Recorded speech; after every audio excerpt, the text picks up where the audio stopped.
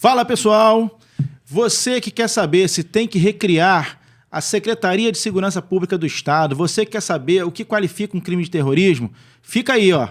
Curte, compartilha, comenta, vem com a gente. Estamos recebendo aqui hoje o nosso amigo aqui, o delegado Antônio Ricardo, delegado da Polícia Civil, uma pessoa com muito prestígio, carinho, trabalho pelo nosso estado do Rio de Janeiro, que vai contar um pouquinho da sua história, da sua experiência e vamos bater um papo aqui, um bate-bola aqui sobre segurança pública com muita riqueza de detalhes. Seja bem-vindo, doutor. Obrigado, meu amigo, obrigado pelo convite. E espero que nós tenhamos uma tarde agradável aqui e o pessoal que irá nos assistir futuramente aí tire suas dúvidas, que seja bem enriquecedor para o seu público. Com certeza, doutor. E aí, conta um pouquinho, doutor, a sua trajetória, sua história um pouco na Polícia Civil. Conta pra gente aí, pra gente conhecer, público conhecer o senhor melhor aqui. Bom, sou delegado de polícia há 23 anos. Antes de entrar para a Polícia Civil, fui advogado e nesse período na Polícia Civil, eu já dirigi 15 unidades, de maior destaque o Departamento de Homicídios, onde vários casos de repercussão ficaram sob o nosso comando, dentre os quais Marielle e Flor de Lis, que realmente foram dois desafios enormes aí na minha carreira, e sempre lutando aí em defesa de quem precisar, com muita tenacidade, e sempre focando o homicídio, que é a minha paixão como investigador, como policial civil. Com certeza, né, doutor? Inclusive o homicídio contra policiais que voltou a crescer, né? Agora, nesses últimos tempos, agora a gente tinha dado uma diminuída. Eu me lembro bem que eu cheguei a conversar com o senhor, eu na época ainda deputado federal, e o senhor me falou sobre o carinho, sobre o cuidado que a Polícia Civil estava tendo com a solução desses crimes por serem agentes de segurança pública, e que tinha excelentes resultados, né? Então, como é importante o órgão da Polícia Civil nos ajudar a diminuir essa violência, né, doutor? Para mim, não é à toa que o homicídio, né, o matar alguém, é o primeiro crime do Código Penal. Então, quando o legislador, lá atrás, em 1940, criou o Código Penal, ele realmente se importou com a vida. Além de ser um mandamento bíblico, né, não matarás, nós sabemos que os policiais estão aí num fronte de guerra, quem atua no dia a dia da segurança pública sabe, e o criminoso ele tem que ter respeito pelas instituições, especialmente pelos policiais. Ele não pode matar um policial e ter uma pena comum. O homicídio contra policiais já é um homicídio qualificado, mas na época, quando eu fui diretor de homicídios, nós tínhamos uma orientação que é buscar as lideranças das comunidades onde o crime aconteceu e responsabilizá-los junto à justiça pelos crimes contra os policiais. Então, eu tenho certeza que isso desestimulou as lideranças locais em fazerem ataques às forças policiais, porque realmente o homicídio ele deixa o marginal preso. O homicídio qualificado ele tem uma pena alta e também tem uma progressão de regime difícil. Então, ele fica preso bastante tempo, fica segregado da sociedade muito tempo, o marginal que comete esse crime contra a vida, especialmente contra os policiais. Então, a ideia é essa. Sempre que um policial for atacado, normalmente é por criminosos que são ligados a facções criminosas, os responsáveis pela facção eles têm que responder criminalmente. Doutor, o senhor tocou num ponto importante. Eu falei isso aqui num outro momento, eu vou até repetir. A morte do policial, ela tem 3 aspectos na minha visão, não sei se o senhor concorda com isso, mas 3 principais aspectos negativos, né? Ela tem um prejuízo enorme financeiro, porque aquele policial ele passa a deixar para a família uma pensão, então há prejuízo para o Estado financeiro, ter que pagar uma remuneração. É claro que a família deveria receber 10 vezes mais, porque ela é a que mais perde nesse cenário todo que eu estou explicando, né? A dor da família eu não consigo explicar aqui, eu não consigo mensurar nem quantificar. O que eu estou dizendo é o seguinte, é o prejuízo para a sociedade de um modo geral, para aquelas pessoas que não estão diretamente ligadas ao policial. Então você tem o prejuízo financeiro, que é enorme, com a morte do policial. O segundo prejuízo que você tem é um prejuízo social, porque a sociedade fala assim, se o bandido fez aquilo com o policial, o que ele não vai fazer comigo que não sou policial? Então você cria uma espécie de terror social, uma descredibilidade das instituições de segurança pública em relação à defesa do cidadão, e por isso talvez esse movimento armamentista esteja tão aflorado ultimamente, porque as pessoas estão naquela ânsia de se defender. E o terceiro é o impacto psicológico dentro das corporações, que o policial olha para o lado e fala, cara, amanhã sou eu. E isso desestimula totalmente a reação e a ação desse material humano que a gente tem, exercendo essas funções de segurança pública. Eu cito isso no livro que eu estou terminando. Eu acho que eu termino ele esse ano ainda, né? Estou fazendo um livro de segurança pública que está ruim de terminar, mas a gente vai terminar, se Deus quiser. Mas assim, então você tem 3 enormes prejuízos para o Estado. Então, assim, vamos falar, por exemplo, do prejuízo do policial militar em relação à sua área de atuação. No passado, você tinha uma viatura num raio de 5 quilômetros e o bandido não ousava cometer crime ali. O que você tinha com isso? O efetivo que você tem era suficiente, ou pelo menos razoável, para que você pudesse patrulhar um raio maior. Hoje você tem pontos ali na Avenida Brasil, por exemplo, ali em Coelho Neto, se eu não me engano, que você tem que botar uma viatura de um lado, outra viatura do outro, outra viatura do outro lado, a cada 100 metros uma viatura, porque senão os caras fazem arrastão ali. Se tirar a viatura, os caras fazem arrastão. O que é isso? É a certeza da impunidade. Então, o que eu acho que deveria fazer, minha opinião? Uma força-tarefa, um choque de ordem. Matou um policial, seja ele civil, federal, militar, qualquer um, matou um policial, cerca aquela local criminoso, que hoje quem mata policial, seja milícia, seja tráfico, seja qualquer um, está escondido em algum lugar, está com domínio de território, né? Cerca aquilo ali pelo tempo que for, mas só sai dali quando pegar o vagabundo ou quando pegar os vagabundos. Por quê? Você começa a devolver a autoridade ao policial. Antigamente morava um policial do seu lado, todo mundo, ele era referência para aquela comunidade ali. Todo mundo ia até ele, ó, fulano, está acontecendo isso. Hoje não, hoje as pessoas têm que se preocupar e às vezes até proteger e esconder o policial. Tem casos que o cara tem que omitir que ele é policial, tem casos que o cara esconde a farda para não ser vítima de um crime bárbaro. Então, doutor, por que eu estou falando isso com o senhor? Porque eu sei que o senhor foi muito atuante nesse cenário e esse é um tema que nós somos policiais, então nós precisamos, junto às autoridades, junto quem está no mandato aí, dar solução a isso. Uma decepção que eu tive na Câmara dos Deputados, e aí eu falo assim, foi o pouco caso que a casa tem com a vida do policial. O meu projeto lá que torna terrorismo ataque motivado a policiais, inclusive aquela ideia do senhor, eu vou perguntar até agora para a gente poder tentar ver se a gente consegue fazer alguma coisa, não foi colocado em pauta porque era um tema polêmico. Eles só queriam aprovar temas que não fossem polêmicos, que não davam para se discutir, e não colocaram em pauta o meu projeto que torna terrorismo ataque motivado a policiais. E aí o senhor hoje colocou, né? Aí explica para a gente qual é a ideia do senhor da lei de terrorismo, para a gente tentar... A lei que está em vigor, ela tem algumas restrições para adequar as condutas, como, por exemplo, esse ataque que teve da milícia da Zona Oeste, dos ônibus, né? A população ficou aterrorizada, né? Todo mundo não conseguia chegar em casa, um prejuízo de 35 milhões para as empresas de ônibus, e não foi enquadrado, essas ações não são enquadradas pelo tipo penal, pelo verbo que existe na lei de terrorismo, como terrorismo. E qual a importância de ter essa alteração? Que se eles tivessem a camisa do Brasil, deveriam ter sido enquadrados? Seriam enquadrados? Acho que se tivesse a camisa do Brasil, seriam, hein? Desculpe, doutor, não podia deixar de falar isso. Mas o que acontece?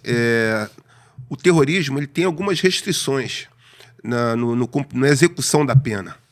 Então, às vezes, um indivíduo, um criminoso, é preso nessa ação, tacando fogo num ônibus, por exemplo. Um ônibus que custou milhões de reais lá para a empresa. Aí chega mais à frente, ele é preso, ele é autuado, ele é julgado, ele é condenado, aí ganha um benefício legal no cumprimento da pena. Então isso tem que ser revisto. O indivíduo que comete esse tipo de ação, que porta fuzil é uma arma de guerra, né? Anos atrás teve um ataque naquela casa Bataclan e uma grande emissora ela deu a seguinte notícia: terroristas atacam o Bataclan. E no Rio de Janeiro eles são suspeitos. Então existe uma glamorização também por parte de alguns meios de comunicação que colocam o criminoso, o terrorista, o narcoterrorista, como vítima da sociedade. Evidentemente que muito se fala, temos que investir em educação, temos que investir na saúde, no saneamento. Isso é óbvio. Isso é óbvio. Independente da corrente partidária ou ideológica. Isso é óbvio. Sim. Agora, essas pessoas que pegam uma arma de guerra e não fazem disparos para o alto de forma completamente irresponsável, aquele tiro que tem um alcance de até 2 quilômetros, pode matar uma senhora, um idoso, uma criança, longe de onde ele fez aquele disparo. Isso é uma irresponsabilidade enorme. E o legislador tem que estar atento a isso. Porque o que se espera da legislação, dos legisladores? Que os anseios da sociedade sejam alcançados. Exatamente. Então, evidentemente que a legislação está sempre mudando. Agora, com esses fatos que acontecem no Rio de Janeiro, como, por exemplo, esse ataque da milícia na Zona Oeste, será que os legisladores eles não estão atentos a isso? Que isso tem que ser revisto e de forma urgente. Infelizmente, esses criminosos eles só têm um jeito, é sendo segregados da sociedade. Sim. Não tem outra solução. A prisão ela é ruim, mas esse tipo de criminoso, esse tipo de pessoa, ele não consegue conviver na sociedade. Quer dizer, por uma ação policial que conseguiu neutralizar um criminoso que faz parte da hierarquia do crime local, taca-se fogo em vários ônibus e causa um prejuízo imenso à sociedade, todo mundo fica aterrorizado. Não, e causou um terror gigantesco, né? Foi o maior ataque à sociedade da história. 37 ônibus e um trem. E teve um trem também. Um trem incendiados. Agora, não é pauta, isso eu digo, não foi pauta no meu mandato e não é pauta prioritária na Câmara dos Deputados e desse governo. O governo anterior, a gente já tinha uma pauta com segurança pública. Não é pauta essas alterações na legislação. Por exemplo, o meu 40 anos a pena de roubo. E era 40 anos a pena de homicídio. Então o cara, quando ia roubar, ele matava o cara, porque se ele fosse descoberto, a pena era a mesma. Então o cara, se ficasse vivo, denunciava o cara que roubou ele. Claro. E ele ia ficar 4 anos preso. E ele ia ficar 40 anos preso. Então o que eles fizeram? diminuíram para 8 anos a pena do roubo. E aí o que você teve? Você teve um aumento do crime de roubo, mas uma diminuição no número de homicídios. Quando estava igualado, você teve um aumento, uma diminuição no número de roubos e um aumento no número de homicídios, porque o cara roubava e matava. A segurança pública, na minha opinião, ela só vai ser resolvida, sobretudo no Rio de Janeiro, que para mim, no Rio de Janeiro, já perdeu a mão há muito tempo. Os crimes organizados da maneira que está, o domínio de território em pontos estratégicos, se você perceber, os pontos estratégicos do Rio de Janeiro estão todos dominados. Você tem as principais vias de acesso ao Rio de Janeiro dominadas pelo tráfico. Você tem evasão de empresas que não conseguem mais chegar com cargas no Rio de Janeiro. Não entra mais com carga no Rio de Janeiro. Estão indo ali para o Espírito Santo, estão indo para São Paulo, estão mudando literalmente de estado. Claro que tem alguns outros fatores, incentivo fiscal, existem algumas outras questões também.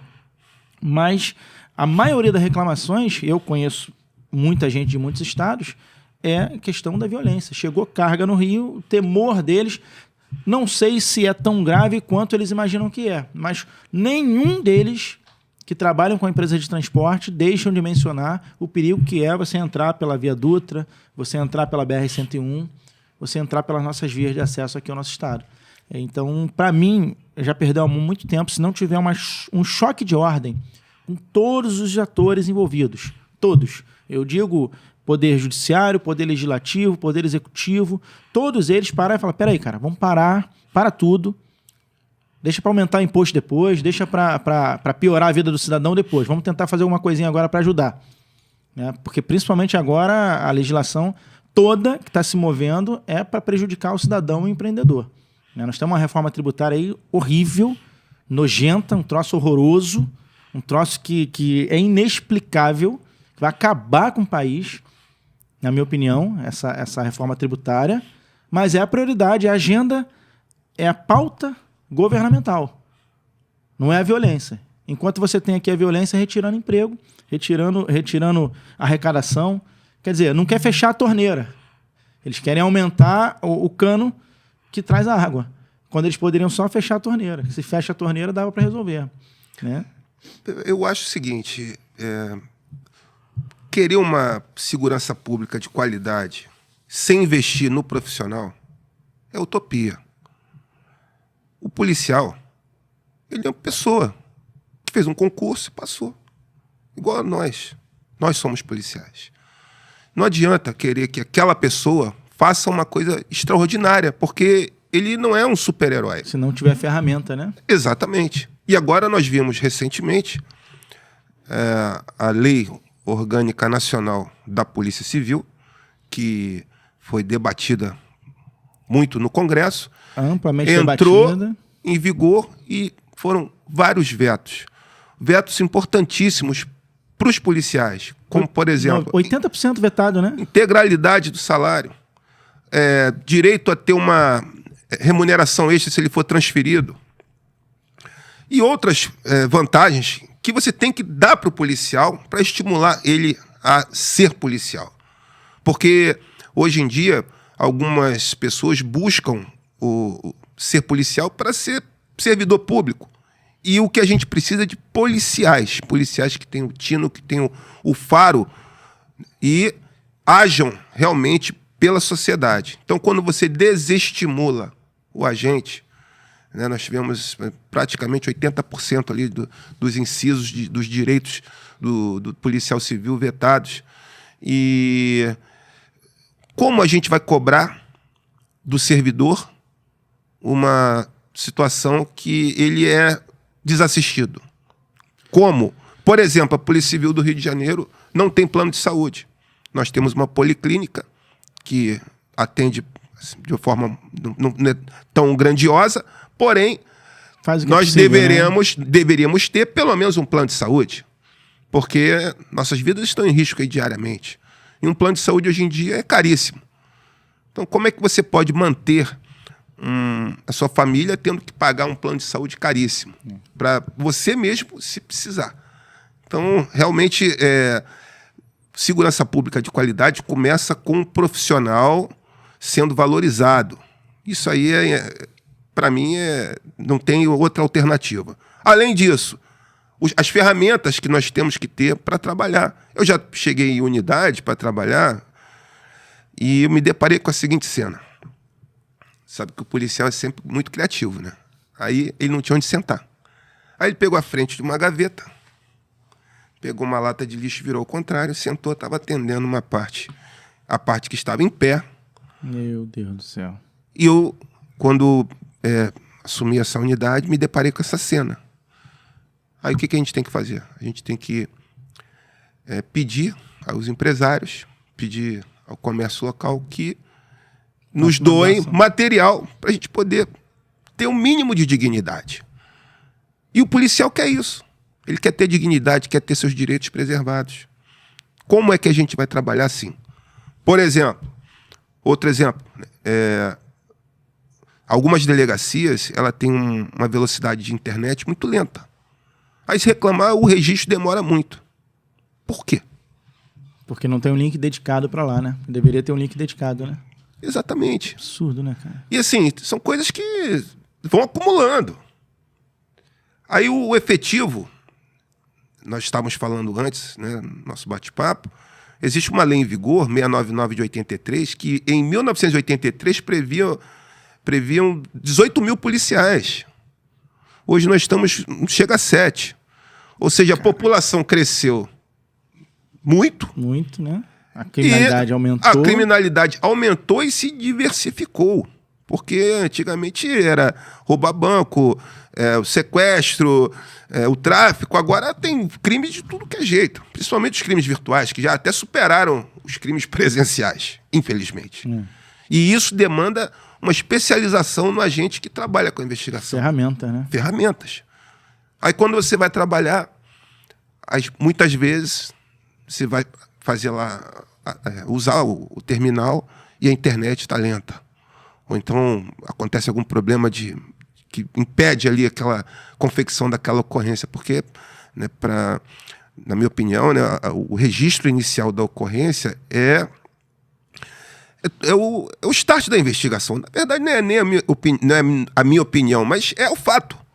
Por exemplo, eu fui delegado da Barra, não sei se você lembra do caso Starrelli, um caso que repercutiu muito, um casal de estrangeiros que morreram, foram assassinados no Porto dos Cabritos, na Barra da Tijuca. Foi um caso que repercutiu muito, até chamaram o FBI.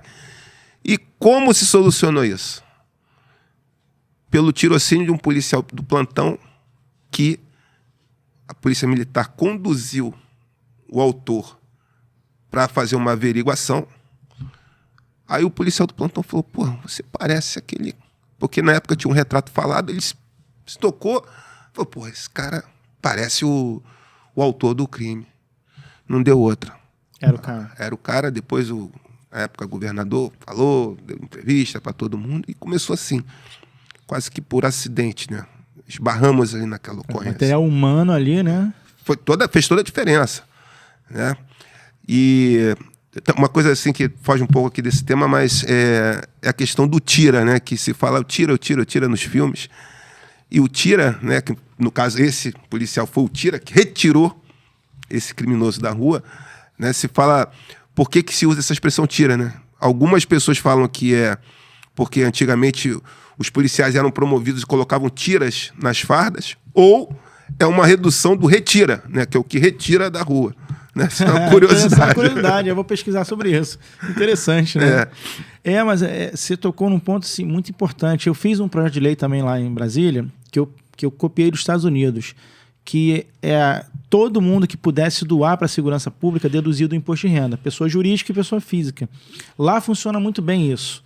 Né? Lá o cidadão e as empresas doam para as polícias. Se isso acontecesse aqui no Brasil, como eu queria, aí quer dizer, se faz reformas, mas não se mexe naquele benefício. Esse problema, por exemplo, da delegacia, poderia ser solucionado, inclusive, com as empresas locais, porque elas deduziriam do imposto de renda. E mais que isso, você tem um amparo legal para se fazer isso. Né? Porque hoje a burocracia da doação legal ela é muito grande. Se você tem a organização da lei, eu sempre fui a favor de organizar a lei. Né? Só que a gente tem um processo hoje muito complexo do cara que vai para lá representar a sociedade e o que essa sociedade quer dele. Porque a impressão que passa é que ela não está preocupada com isso. A gente está discutindo aqui praticamente o nosso direito de ir e vir, o nosso direito a ter vida. Nós estamos falando aqui basicamente disso.